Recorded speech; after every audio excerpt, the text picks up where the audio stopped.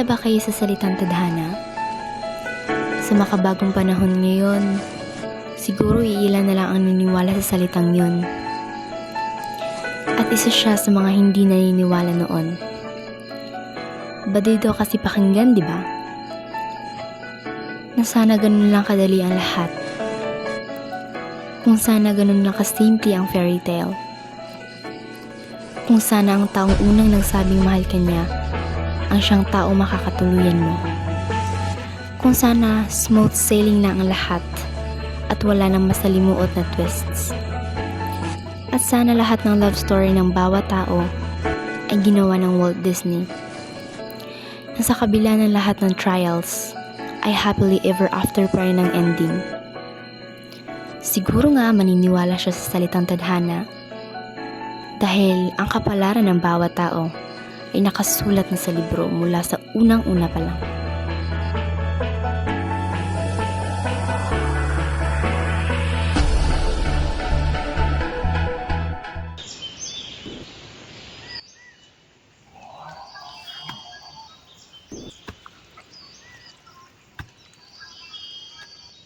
Mrs., kilala mo ba yung nangangalang Andres? Napakagwapo niya talaga.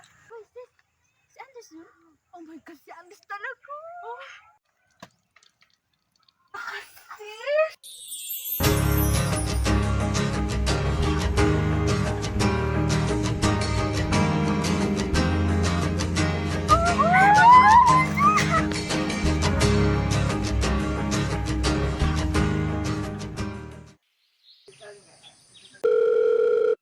Hello, Eileen? Nasaan ka na? Di ba may pupuntahan pa tayo? Oo, paparating na.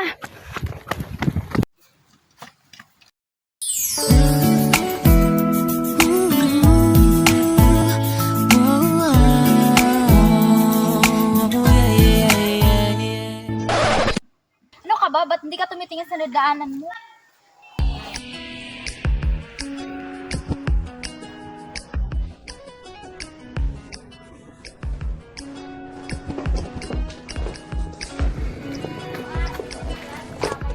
Oh, Eileen, bakit ngayon ka lang? Kaya ako natagalan kasi may nakabangga ako kanina. Okay. Sino nga pala nakabangga mo? Wala yun, hindi ko yun kilala. Hayaan mo na yun. Halika na.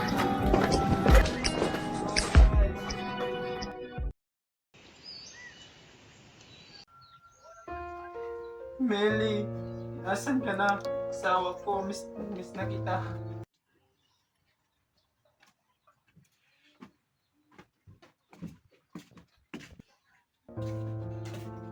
Pa, tama na, lasing ka na. Nakita mo na ba si Meli? Wala na po si Mama. Tama na po. Meli, bakit mo kami iniwan? Meli.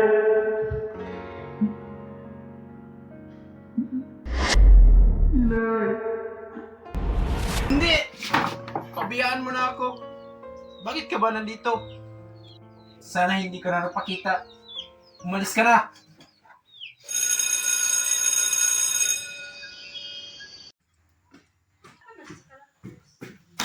Hi, good morning, students. Good morning, yes. Okay, UCA students, since tapos na yung dalawa nating reporter kahapon, so we proceed to our next reporter. Take your seats. Thank you, ma'am. Mr. Andres, I guess. Yes, ma'am, I am an ex-reporter.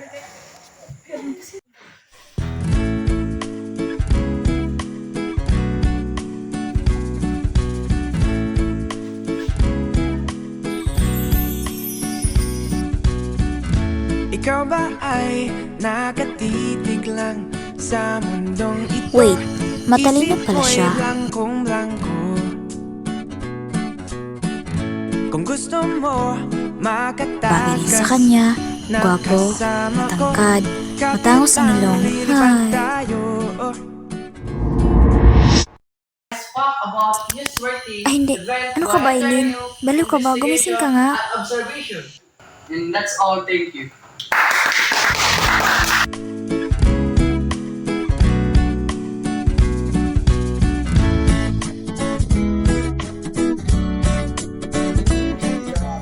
You're familiar? sabi mo? Ikaw ba yung nakabangga ko? Oo naman, bakit? Masungit na kasi nun eh. Pasensya na, nagmamadali kasi ako nun. Ako nga pala si Andres. Eileen, para makabawi ako sa'yo, libre na lang kita ng snack. Langit ika'y dadalhin ko. Okay. Okay, so ready ka na ba? Lumipad, sumayaw at umikot-ikot. Pagmula noon ay naging matalik na magkaibigan sina Andres at Eileen. Okay, so ready ka na ba? Pagkatapos ng klase ay sabay silang umuwi, magkasama kahit saan.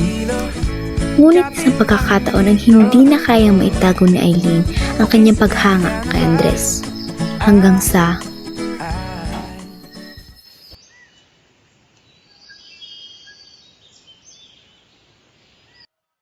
Hindi ka ba busy ngayon? Hindi naman. Pwede ba tayong makita? May sasabihin ako sa'yo. Oo naman, saan ba? Sa waiting area. Okay, sige. On the way na.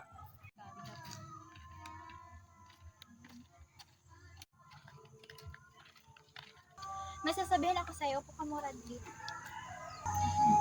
Gusto ko lang sabihin sa'yo na mahal na kita at hindi ko na kalimutan.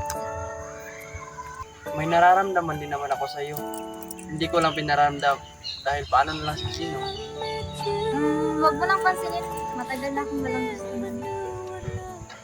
So tayo na ba?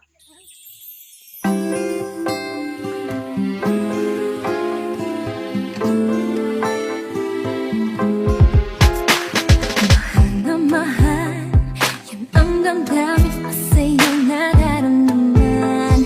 Kung di mo alam, puso'y di mapalagay pag di ka namamastan. O bakit ganyan? At maging sa'king pagtulog, laging alaala ka. Nais makapiling, nais makayakap sa tuwina. Hey, yeah, hey. Dahil sa'yo, ang puso kong ito ay natutong magmahal. Sadya bang ganyan? Sana pag-ibig na nagtaramay pagkaingatan o huwag paglaruan. Dahil minsan lang umibig, ang napili ay ikaw. Huwag sanang sasaktan ang puso na sa'yo'y nagmahal. Nagmahal, tawag ng aking damdamin ay ikaw at walang iba. Ang lahat-lahat sa akin ay ikaw lang talaga. Puso'y huwag paluluhain, ang pagsama ko'y tingin. Tunay na tunay, mahal ka sa'kin. Ooh. Saya natin kanina, no? Andres, may ibibigay sa'yo. Pakilala mo. Nakita ko kasi ito sa party ni Papa.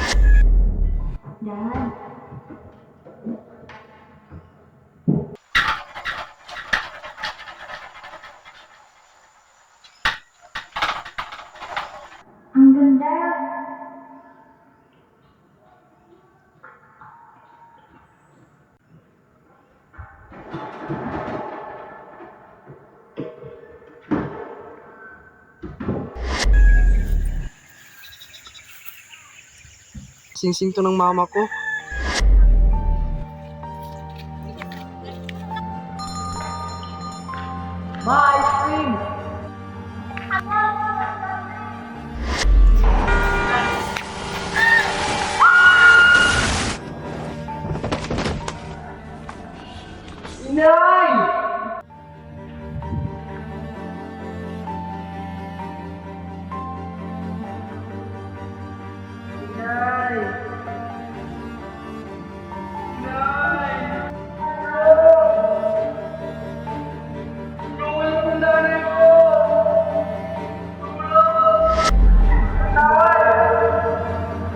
Andres,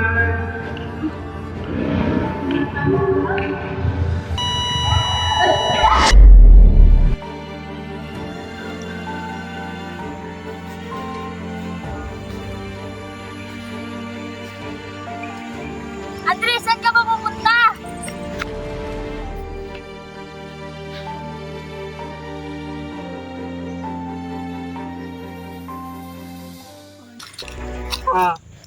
Alam ko na po kung sinong bumatay sa inyo. Siya ang ama ng babaeng minamahal ko.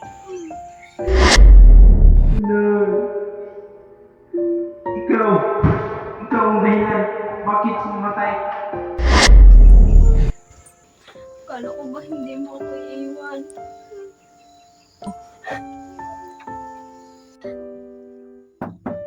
Eileen? Ano bang nangyayari sa'yo? Iniwan niya ako. Hindi na siya babalik kayo. Tanggapin mo yun.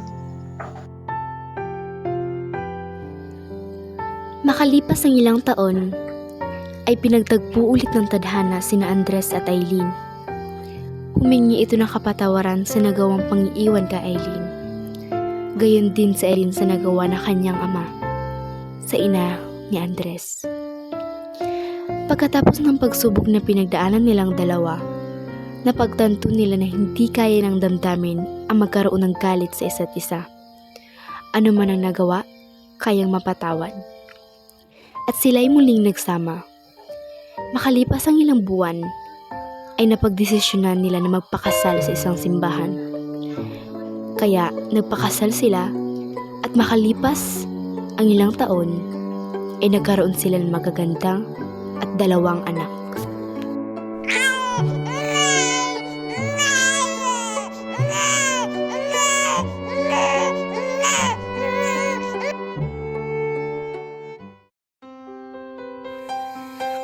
Ang kanilang kwento ay isang patunay na ang pag-ibig ay hindi hadlang ang anumang pagsubok o hamon sa buhay. Sa kwentong ito, nalalaman natin na ang galit at puot ay hindi magtatagumpay, kundi ang pag-ibig. At ang tunay na pag-ibig ay nananatiling matatag kahit sa mga pinakamahirap na panahon.